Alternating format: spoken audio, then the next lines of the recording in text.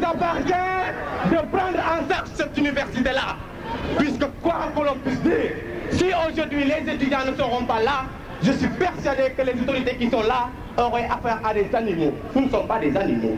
S'ils n'ont pas appris ce qu'on appelle la biopolitique ou la gestion des hommes, c'est à nous de corriger l'autorité là, puisque l'autorité est nulle. Si aujourd'hui, l'autorité se permet de dire oui, nous avions vu un tout petit verre dans la salade, j'ai dit à un camarade, si c'est question d'un tout petit verre, nous allons le tuer et manger la salade. Donc cela dit, je voulais juste lancer un appel. Au-delà des camarades étudiants, de lancer un appel au président d'Amicale. Oui, c'est vrai, ce sont des présidents d'Amicale. Oui, c'est vrai, ce sont nos fondés de pouvoir. Mais à un moment donné, la lutte devient tellement sérieuse qu'il ne faut pas tâtonner, qu'il ne faut pas tituber. Il faut montrer que l'esprit estudiantin est un esprit véridique. Il faut donner raison à nos parents. Cet état-là, c'est un monstre froid. Et c'est l'occasion de le dire. C'est l'occasion de dire à l'État.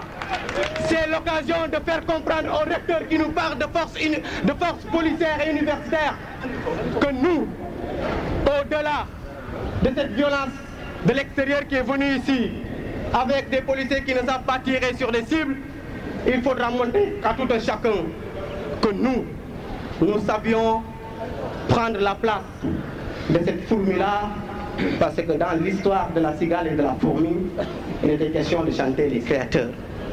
La cigale, c'est un bon créateur. La fourmi, c'est un bon créateur, du moins, vous m'excusez. Napoléon a été un bon créateur.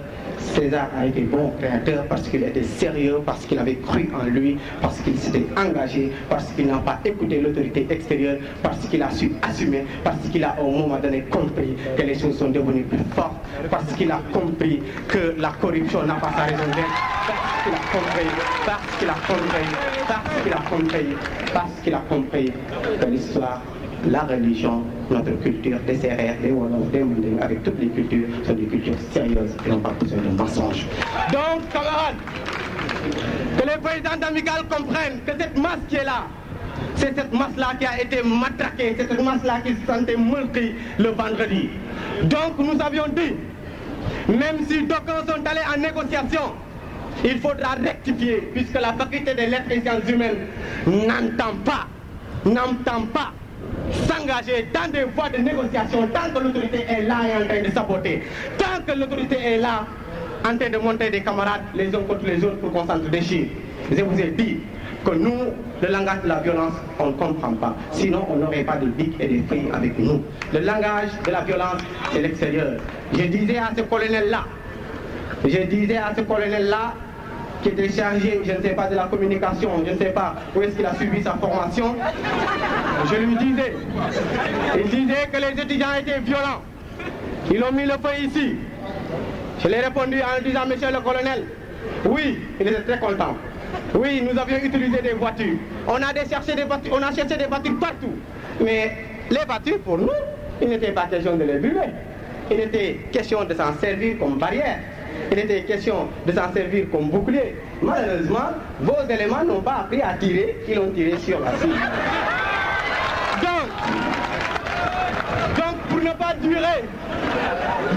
pas durer, il ne faudrait pas qu'on nous prenne au dépourvu. Laissons d'abord la tarentule politique passer. Laissons d'abord la caravane politique passer. Laissons encore les autorités de l'université, que ce soit le directeur du culte, que ce soit le recteur, s'asseoir encore. Laissons-les, on va tous progresser dans la stratégie. Mais les généraux ne livrent pas de stratégie quand même. Laisserons prendre confiance parce que nous sommes convaincus qu'ils n'ont pas appris à administrer des hommes. Ils ont appris à tricher, ils ont appris à saboter, ils ont appris à dire des conneries. Chacun de vous le sait. On n'a pas besoin d'épiloguer là-dessus.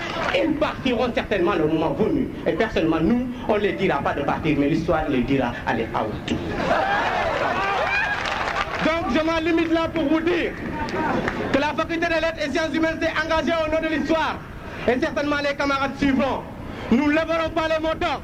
Nous n'allons pas entrer aux amphis. tant que le bilan de la crise du vendredi n'a pas été maîtrisé. Si j'étais un économiste, ce serait très formant, puisque je vais considérer l'université comme une entité aussi forte qu'une société anonyme, dans laquelle on dit, on est à l'heure du knowledge management, les managers. Ils n'ont pas appris à manager, ils n'ont qu'à s'en aller. S'ils veulent les managers, ils n'ont qu'à interroger les étudiants. Donc dans une entreprise où la communication ne passe pas, tout le monde de nous, chacun de nous, sait que les projets ne réussiront pas. Donc ils ne réussiront pas avec nous, ils n'ont qu'à aller tort. Donc camarades, sérénité à vous. L'État n'y peut rien, nos camarades fossoyeurs et traîtres n'y peuvent rien. Nous n'avions pas peur de croiser le fer avec n'importe qui. Puisque même si on n'a pas été témoin de l'histoire, nous connaissons qu'il y a des camarades qui étaient jusqu'en Chine en 89.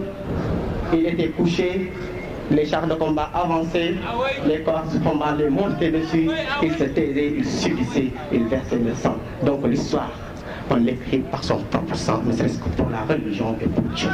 Donc je vous remercie de votre temps.